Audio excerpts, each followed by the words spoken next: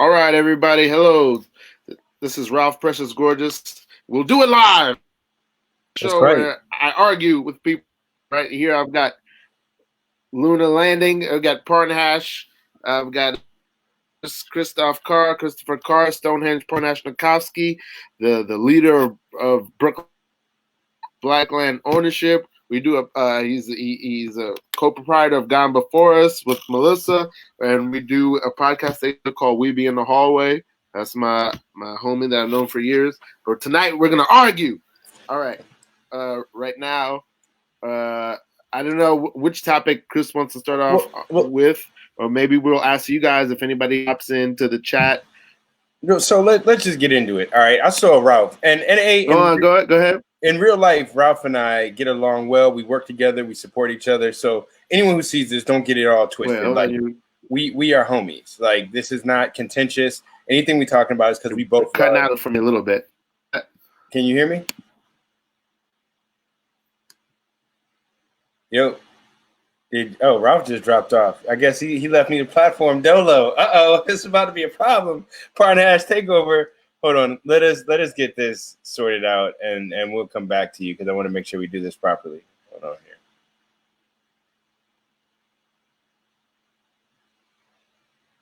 Ralph. I'm coming back in. Okay. All right. Are you back? Yeah, I missed a lot of what you said. Say it again. I didn't say anything. I knew you dropped off. All right. Okay. So you can hear me now? Yes. All right. So here's where we really start. 145 mark. So keep in mind, everyone, that I get along with Ralph. We homies. We support each other. Like, we do a podcast together. None of this is like real contention. It's just we are vastly different in our approach to hip hop. Now, I'm just going to go through this list real quick. And first, Illmatic is not Nas' best album. Yes, it is. Reasonable Doubt and Blueprint are not Hov's best albums. Reasonable Doubt definitely is. Hip hop is not best when it's competitive and not a contact sport. I feel you on that, so I won't argue with that. Jesus is King is Kanye's best album since Watch the Throne. You're bugging. Watch the Throne wasn't even one of the dope albums. Then Jim Jones is now the best rapper in Dipset. He don't even write his own raps. Anyway, Chris Brown does not make good songs. I'll agree with you on that. Out of the whole list, I think that's the only thing I agree with. Anderson .Paak, Six Lack or whoever, Frank Ocean and Pharrell are top tier rappers. No, not at all. YG for real was one of the best records 2019. Bang, wrong. Drake is a GOAT. Are you serious? The Bama again doesn't even write his own rhymes. Unless you Richard Pryor, you got to write your own stuff to be one of the greatest in whatever field you're in. Shoot. And then New Childish Gambino album is album of the year so far. That's tough. I mean, I don't know. Travis Scott is a really good rapper. I would say no, only because he stopped rapping. I saw one verse where I was like, oh, the Bama can rap, and chooses not to. So, no. Lupe Fiasco has one great album. The Cool. What? It's Food and Liquor. What are you talking about? Then Eminem. I do not like Food and Liquor. Eminem used to be one of the hip hop best songwriters. Used to be, he still is. I can't listen to it, but he's still right. Anyway, The Roots' best album is Phrenology. Phrenology. Serious? Do you want more or end up Half-Life without it? What? Anyway, and I bet you would say the second best one is like the Tipping Point or something like that. Anyway, no, I would say the second best one is Game Theory. Bugging. That's what it is. Game Theory.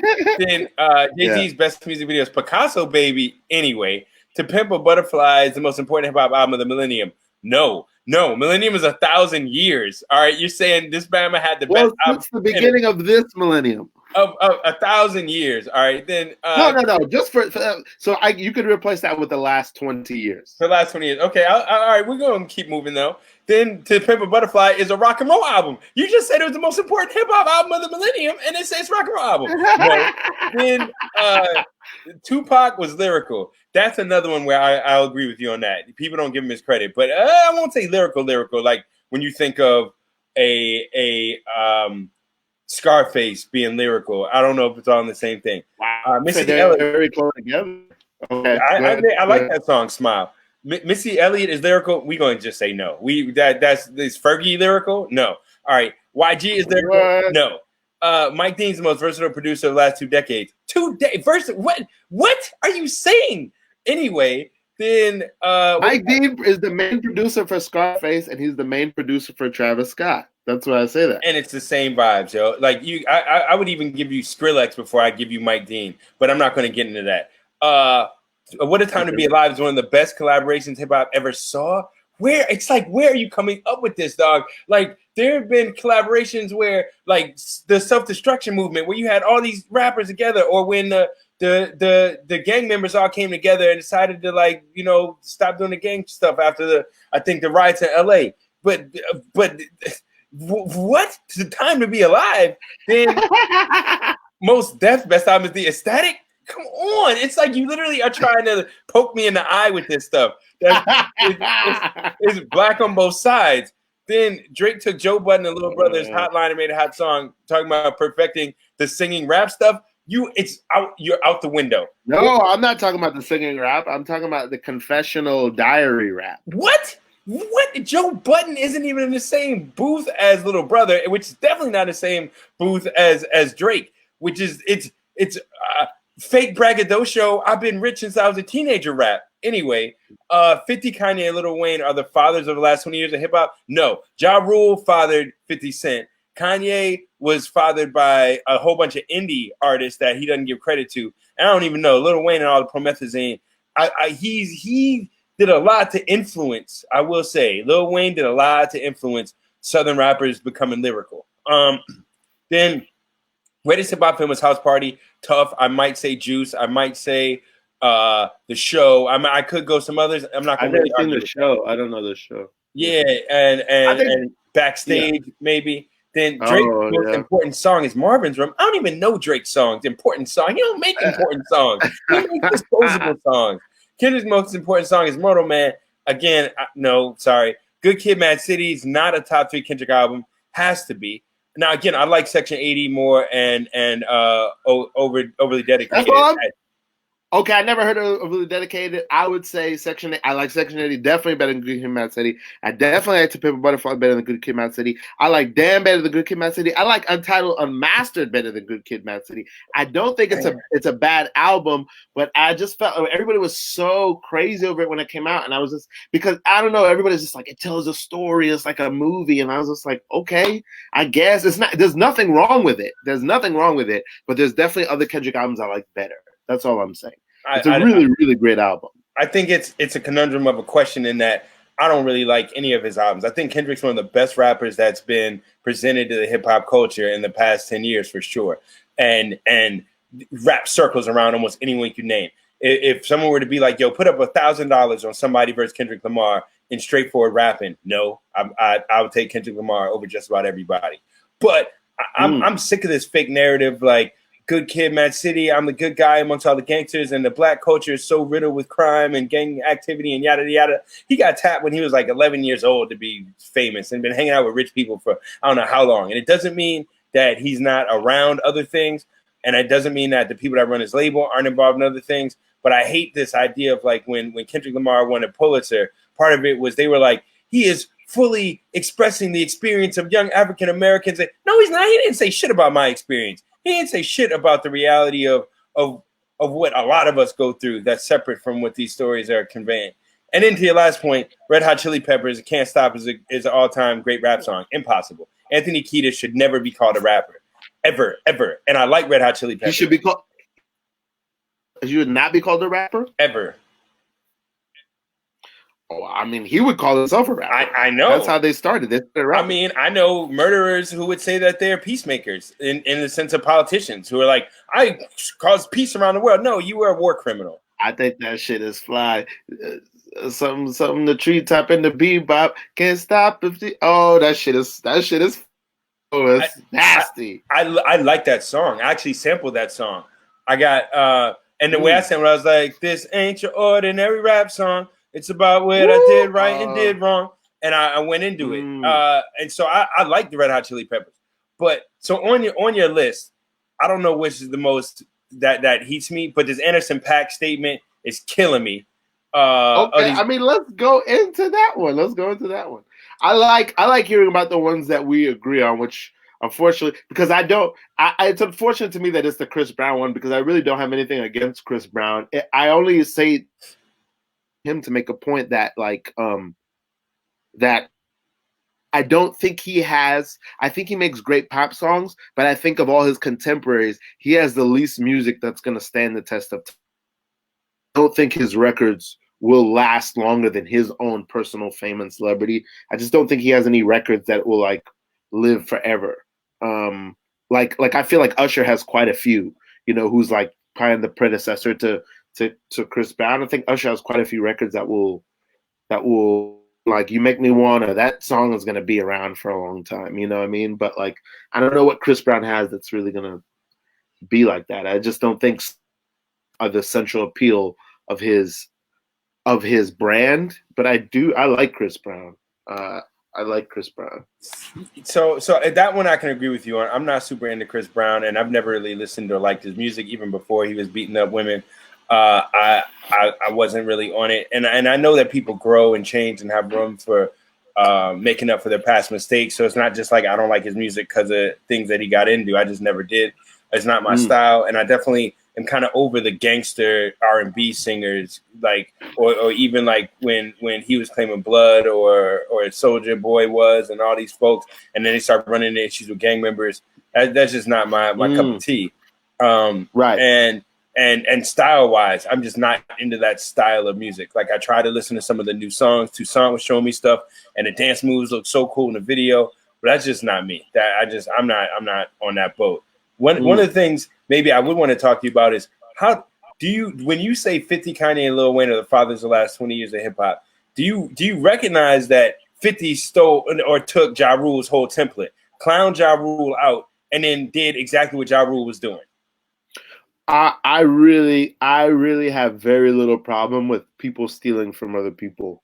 I think originality is really overrated. I think everything is stolen, and I think it's really about what you do with it. And I think it's really about if you give me something that you have, the way I use it will be different just by virtue of that we're different people. We come from completely different places. We have completely different contexts that we're coming from, completely different bearings. You know what I mean? Like if you were not wearing the outfit, it would look very different for me to you. So that's hard for, like, you could be exactly. I have no reason to dispute that. I don't think it's wrong what you're saying, but I just think. So why not show love to Ja Rule? Why not say that he fathered 50, and so then really everyone's biting his style? I would love to show love to Ja Rule. I have nothing against Ja Rule. Ja Rule was such an exciting figure when he came in. I just think this is the issue of circumstance mostly because Ja Rule had a big run, but there's very few runs that were as explosive as 50's. I mean, 50's run was just explosive way. And this is why I would say, okay, what 50 has done with that run and with Ja Rule's style versus what Ja Rule did with it are very different. And when I talk to young people, or when I hear young people talk, so many people reference 50, and I think it's because what he's done with his career from the music onward to being just like this entertainment mogul and creating all these different shows and creating all these different opportunities. And I think he did it like kind of embracing being the bad guy and embracing kind of being like kind of all powerful and very masculine and dominant.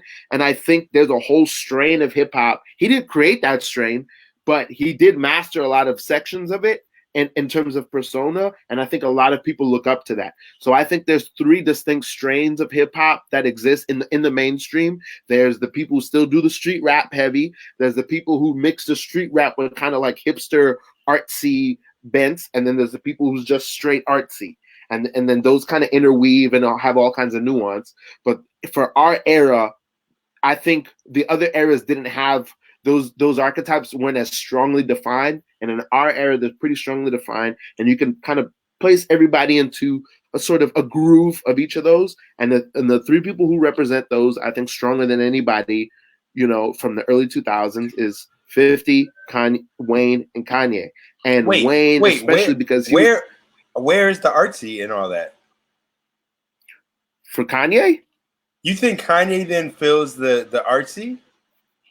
Kanye is a fashion designer. Oh my God, his records literally are He's a movie about. director. He's a fashion designer. Hold on, bro. Like I'm not doubting his multifaceted creative expressions or the fact that he has his hands in a ton of buckets. But in terms of his albums and his rap songs, he is, that's not artsy. I thought you were gonna name like Bus Driver. I thought you were gonna name somebody that really took it outside the box with the instrumentation or the styles of the songs. And I get Kanye is groundbreaking with his production style, but literally in the albums you name, like Watch the Throne or in Jesus or in any of his stuff, he's talking about bleaching somebody's asshole and getting like bleach on his shirt. Like that's not artsy. Like he's talking about having money. He's talking about consumerism. He's talking about sexuality and doing drugs in a very consumer oriented and hedonistic way.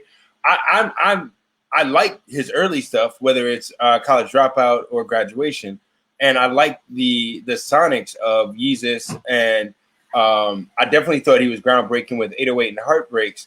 But again, artsy, I don't see him as the person fulfilling the trope of the artsy rapper. I see him as a huge mainstream pop star.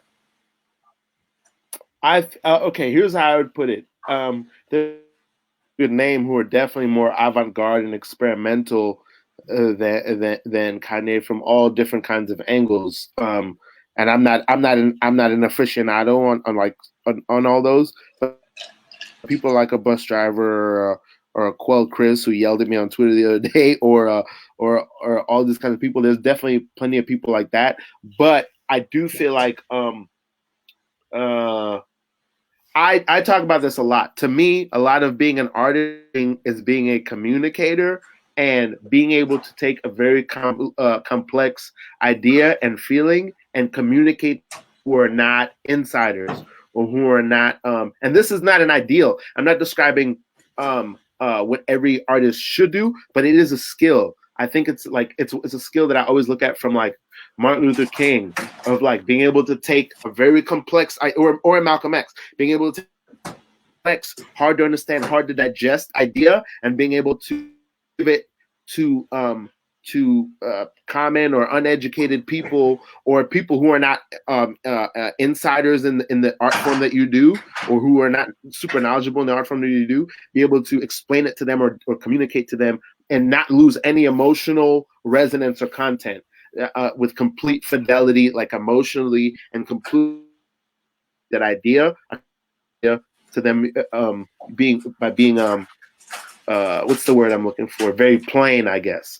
And so in that way, I think Kanye really communicates like it was a long time. He didn't invent this, but it was a long time before that a non-gangster kind of sensitive rapper was a rock star. Time before him that you saw that, and like to me that is purely like a win of communication. I mean, he was just able to communicate what he was so well. I find that to be really interesting. So like if we were to look at Kanye coming out in what, like that would be the early to mid like 2000s or what have you, like 2002 2003. It was in this realm of like Wale was kind of coming through and he was doing more personal, sensitive oriented music. You had, I think Kanye predates all those people by like 3-4 years. Like Wale and Kid Cudi and all those guys. The earliest I've seen them is 2006, and Kanye is already a superstar because College Dropout is like 2004. I mean, I think you can pick someone like a Common Sense. There are tons of people that I think influenced Kanye West, and that it set up the platform for it, as well as you definitely had folks like Skilo, or you had folks that were doing not self-deprecating music, but music where they exposed their emotions way before that and were well known in the Midwest. So an example could be like with artists like Atmosphere or artists like Illogic or Blueprint. They were going out to Scribble Jam at the same time that Rhyme Fest was going out there. And then Rhyme Fest is writing raps for Kanye. So one of my issues with saying that Kanye birthed the whole thing is like he didn't even write all this stuff. He didn't write all of Jesus Walks. He had collaborators that helped him create his whole early vision, and those artists were part of a conglomerate of artists that were already touring and traveling. Now, when we get to the rock star level, did Kanye become a rock star doing those emotionally poignant records. Now, if you would say Jesus Walks, or you would say that song where it all falls down, you know, those, it's like you're getting there. But his fame, like him doing like the $30 million tour, was kind of after that the content started switching, and where I'm not sure if it was still that vulnerable Kanye or if it was more that very boisterous, I'm a jerk Kanye. Now again, I love that song with him and Lupe. And Lupe. Oh yeah, Touch the Sky. That's one of my favorite. Yeah, I love you that know, song. so I was a fan of that level Kanye, but it's gonna be tough for me to say that any one rapper birthed 20 years of rap. When you look at the diversity of what rap has really become, and you look at like the magnitude of like, yo, how many people rap and to what extent. I'm gonna say this, Chris. Say this. I think this is the first time I've ever heard you admit to the diversity of hip hop in its current state. I don't think I've ever heard you openly or freely admit to that. And maybe I'm wrong. I think because normally when I'm speaking to people about it, we're dealing with a macro and micro issue. So like on a large level, I'm talking about what most people get access to. And so like let's say we're taking this which hand can you see? This hand is the number of people making stuff or how many things are made. And then this hand is what most listeners hear. There's all this stuff being made, like more stuff than ever being made. There are more rappers than ever, more studios, but there are even fewer outlets for people to get all the content in the sense of consolidation of media. And instead of there being the big 5 record labels, they're the big 3. And those 3 are owned and work with movie companies and work with TV licensing and work where the same people own radio that own the stadiums in the city where those radio stations are. So that if you don't have a relationship with the radio owners, you don't get to do the tours in the stadiums, you know? And the promotion, like where there's so much on the internet right now, the only way to really stand out is if you have a lot of bread. Like the concept that you can go viral, that ended years ago. Like I had a video where I got 1 million views organic. I didn't pay for anything. I had a friend who worked for CNN and I had done this video about police brutality and she wouldn't push it up the ladder to anybody. My other friends that worked at media wouldn't help at all. And just because it resonated with people, it got to a million folks. Now, and that was when people weren't getting 1 million views on a video. Now to try to get that type of organic outreach, it'll be impossible. Like I would have had to pay for some type of sponsorship. I would have had to pay for some PR firm, even if it was behind the table that nobody knew about. So I know that hip hop is more diverse than ever now. But turn on the radio, it's the same 10 sounding songs. Before you used to get a Puffy and a Juvenile and a DMX and a kind of goofy, you know, I'm not saying this person goofy, but Theophilus London or Mickey Fax or something else, you know, coming down the pipe. Used to have like a Beastie Boys doing tours with Public Enemy, doing tours with Run DMC, doing tours with LL Cool J. You know, used to have a much more diverse swath to choose from. Yeah, I mean, I know that this is a place where we personally have like strong contention, and like how do I put it? I very much like. I mean, I can agree with. Doesn't dig deep into looking for hip hop is not going to see, perhaps, especially not what I see because I mean I'm very snobby. Like I read reviews, like I purposely look for what is supposed to be the best stuff. I'm not gonna say that is, but what is supposed to be the best stuff. So I get that, but I also feel like it's also wide open, and I think that we're living in a world where now more than ever that stuff is available to be found, like the diversity, and I think people are looking because I do think we're in a kind of a more decentralized time where there isn't. You know, there's the top 40 hits like always, but like this is really a moment where people can be like, well, what's going on in the underground that I don't see, that I don't know about. If anybody's even halfway interested, it's not that hard to, you know, look up Black Twitter and see what some blogger is tweeting about that you have, or you know, or some, you know, I mean, so I don't know. I got a question for you then. in the sense of when you're saying there's so much diversity out or there's so much going on, how do you start wading through that, right? Like when you're saying that like YG had one of the best records of 2019. I love that record. How can you identify best when there are literally thousands of records being put out nowadays?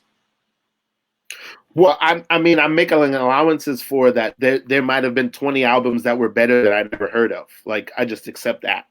I just accept it and hope that my ear is close enough to the street that if something's coming up, then I'm going to find it. One of my homies is going to put me onto it. If that person is doing their job promoting so that I can even find them. And both those things have to be in great proportion. But so I'm not saying it doesn't matter. YG's album was better than everybody alive. I'm not saying that. I'm just saying that what he did on that record as like a mainstream record that got to my ears, I really enjoyed it. It was a lot more sensitive and thoughtful. I'm not even gonna say that because I love YG. I think the stuff is. I think you're going in and out, like, and like I'm just saying. Say that whole sentence again. You're going in and out. Okay, let me know when I'm coming in clear. Let me know when I'm coming in clear. You're back. You're back. Okay, yeah. I just think the work that he does is really sensitive and thoughtful in the way that, like, as much as any gangster rapper can be. You know what I mean? Like, that dude is a gangbanger and he's making rap music. But I think as far as that goes, like, he really tries to show himself as a human being and as a thoughtful person, you know. And I don't know that life, and I don't know people who live that life, and that I don't, you know, the veracity of it. But like, there is a, like, you know, he's got a whole song on there about girl who was a good girl and she fell in love with a dude who was like good and stuck by her, but like she kind of ran into another dude who wasn't even like a more gangster dude, just a dude who had more going on, who was more balling. And she was like, listen, I got to make this choice for me, and moved on to that next who was like had more going on. And then it turned out that guy was just like emotionally distant, and like, and then she just had to live with that. And that was the song. That was the whole song. You know what I mean? And like, she just left one dude for like a dude that wasn't as good because she like made a choice for herself. And I think it's because she had a kid, and she just like was like, I don't know how you're gonna take care of this kid. So it was like a practical choice. It wasn't that she was a gold digger. There's no sides chosen in the song. So like, and he does it in like that kind of simple style that he has. And I was like, fuck, that's a really good song. Like, he doesn't ask you to judge anybody in the song. He just tells you the story. And I mean, I appreciate that, man. I also have to be very forthright in saying that I'm not an expert in YG. Like, I've listened to some of the work. You sent me one of the videos, and I was like, why'd you send me this? And you're like, yo, this is the best video of the year. He's talking about this and that, and the celebration of the black and brown, and the camaraderie. You cut out. So you gotta say what you just said again. Come like on, how you were so excited about this video. Can you hear me? Yep, I'm here. I think it's your connection, bro, because my screen is moving. I'm chilling. You're frozen again. Technical issues. You get Parnhash on. All right, I'm back. You're back. All right.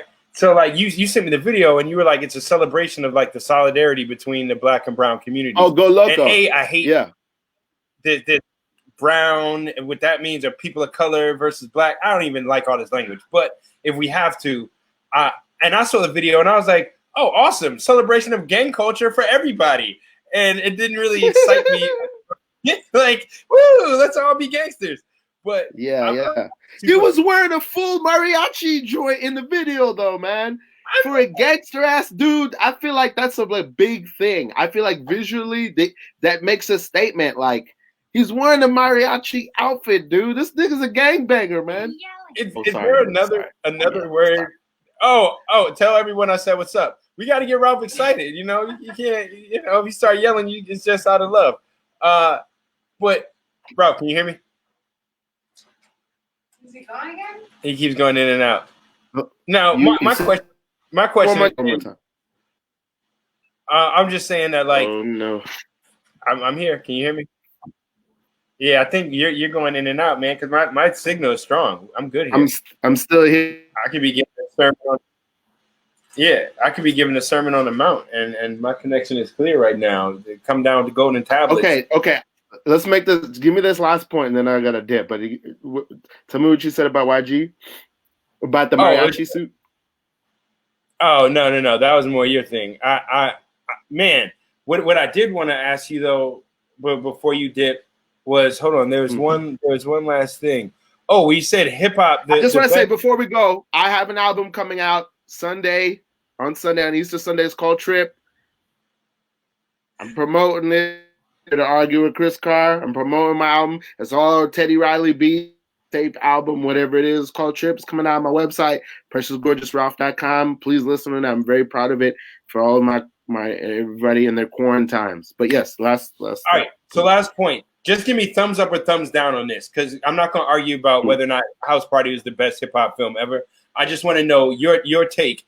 And when I name the film, we both do either thumb up or thumb down as being a good film. Okay. Okay. All right. Wild Style. As being a what? As being one of the best hip hop films possible. Okay. I'm already starting off and say I've never seen Wild Style. Oh my goodness. So how are you talking about what the best film is? All right. So 8 Mile, up or down? Oh yeah, I love 8 Mile. Yeah. Beat Street, up or down? I don't think I ever saw Beat Street. Crush Groove, up or down?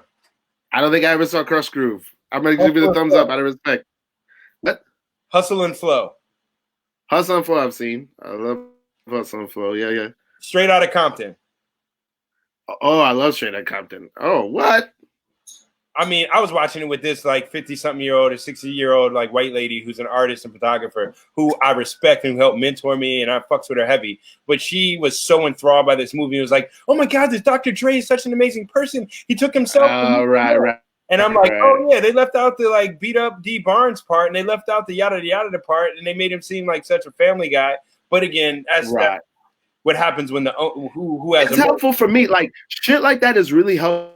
Because what I get angry about, like I have a song on my record about this, is that there's a lot of like, y'all got to do your history and y'all got to do your Googles and know about, you got to know. And it's like, it is your job to contextualize that for me so that I understand where you were, so that I understand you were just like me and why that shit was exciting to you when you were that age. And Dr. Dre and no matter how much they might have did it in rose-colored glasses, they made sure that they put us in that time and that we understood, oh, this is why this shit was so dope and so explosive at that time. And they really took on the responsibility of that. Oh my goodness. So this is for another time. We can get into what happens when you use false narratives and recreate history and present it to people as propaganda for your agenda. So if you would interview... I assume that that's happening. I assume that they're editorializing. I assume it because they're writing their own history. It's an autobiography. It's not giving you context of what really happened. It's like Ice Cube and Dr. Dre need to make a lot of money, and they feature themselves very prominently in that film in a way that's different than if it was Eazy-E's family or Jerry Heller's people who had made the film. But anyway, I don't want to get stuck on that. Yeah, I'm taking that into consideration. Yeah. All right, so thumbs up or down, CB4. Oh yeah, I love it. Yeah. Dave Chappelle's Block Party. Oh yeah, I love that. Yeah. How High. I like How High. I'm gonna go like this. I'm not crazy about it, but I appreciate it. I would like it more if they owned it. If it was owned it, but that won't happen. They're label guys. Okay, Paid in Full. I like Paid in Full. Yeah. 8 Mile. Well, I'm gonna say 8 Mile is should not be one of the best, but its soundtrack sold some of the most. And that film, I think Eminem was the first rapper to win an Oscar or something because of that film. Yeah, it's just rap Rocky. I mean, it's the same template as Rocky, basically, and it's really well done. Now, what about Rhyme and Reason? Oh, is that the Ice-T joint? Nah, it was like they interviewed a bunch of different rappers. It came out around the same time as the I don't show. think I ever saw that one. Oh no, I've never seen that. And then Style Wars. I have seen Star Wars. I do love that. Okay. So I that might be the actual best one. Star Wars might be the actual best one, but House Party is just so I don't want to say wholesome, but it's just so watchable. It's like Friday or Back to the Future. It's just such a watchable film. I fucking love it. No, again, I couldn't disagree with you on that. I wanted to put it in context of like when we say there's the best album out, you've heard a lot of albums in 2019, or you've watched a lot of videos in 2019, 2020. When people at home are going to say what the best rap album is, I wanted to make sure we had some context, that we had some lists. So if you haven't seen Wild Style or Style Wars, or you haven't seen Beat Street or Breakin', or you haven't seen 8 Mile, or you haven't seen some of these films that we named, and like CB4 is like a classic, and even like Dave Chappelle's Block Party or Disorderlies, or Brown Sugar, some of these other films, I don't know then how we can have a real accurate comparison. Or like that film, The Art of Rap, or there's this film on freestyling that's like basically called Freestyle. There's a couple new. There's that new film that came out with the dude from Hamilton that was like supposed to be a rap opera. I haven't heard anybody talk about it. I didn't see it. I heard it was good. I think a rap opera is almost destined to fail because you're trying to slam, like, rap is already a format that allows for bricolage and for taking from other things and changing it into something new. Rap to me isn't just like the equivalent of doing like, oh, well, we had Dracula, so let's put him in a cloak and pimp outfit and call it Black Dracula. It's not like you just like hip hop and then put opera to it and it's like a hip hop opera. Usually that goes bad. That Mos Def and Beyonce one was horrible. I didn't mind it. It was Mos Def was great in it. I didn't mind it. But yeah. Okay. Well, I'm gonna end this, Chris. This is exactly what I need. This has been perfect. Thank you so much. Again, we do a podcast called We Be in the Hallway. You can find it on my website. You can find it on Anchor. You can find it on your podcast app. We Be in the Hallway. My website is preciousgorgeousralph.com. Again, I have an album coming out Sunday. It's called Trip. It's all Teddy Riley beats, and it's like really personal songs and really fun songs. I'm really proud of it. Check out BK Wildlife. I know we're all in the quarantine, but I'm sure there's tons of material on Chris's website that for you to check too. We're a community of artists that Chris is pretty much the leader of, and we're surrounded by tons of people making tons of great content all the time. So use that while you're all live. So yeah, while you're at home, you can check us. You can go to soundcloud.com/BK Wildlife. I've been posting a lot of new material, interviews I've done with other people. I interviewed a physician, a nurse, and an artist about how COVID is affecting their livelihoods and their experiences. Oh, dope. Yeah, anyone who thinks that this disease or this virus is like a joke or some type of conspiracy theory and people aren't really getting sick, check out the interview. I interviewed my homegirl who's a sex worker about how she's affected and her profession's affected and issues with them trying to get the money in the federal bailout stimulus packages. And come see me. Like, I'm going to be doing a new series with Eugenio Cornelius. He's going to be writing it, and I'll be delivering the news in fishnet bodysuits. And I'll have a community, So if you've heard of the Naked Meteorologist, we're not going that hard, but it's going to be fun. He's doing the writing because anyone who knows me, I don't do comedy. My raps are serious in my life. I like having fun, but whenever we do this media stuff, it's always serious. And he has a much different voice than I do. So he's writing not for my voice. And it's not going to be just me giving you the news the way I look at life. He's writing it. It's going to be comedic. I'm going to be stepping out on the branch with this. And we're going to be doing a weekly news series, like recap. And you're going to get it, the news delivered to you by a black man in fishnet bodysuits. And it should make you laugh and learn simultaneously. That sounds so funny. All right. Well, I love you, Chris. Thank you for doing it. We'll catch you soon. All right, I love you as well, Ralph, and much love to the world out there. And tell everyone I said hello, peace, blessings, good tidings, and don't vote for rapists. All right.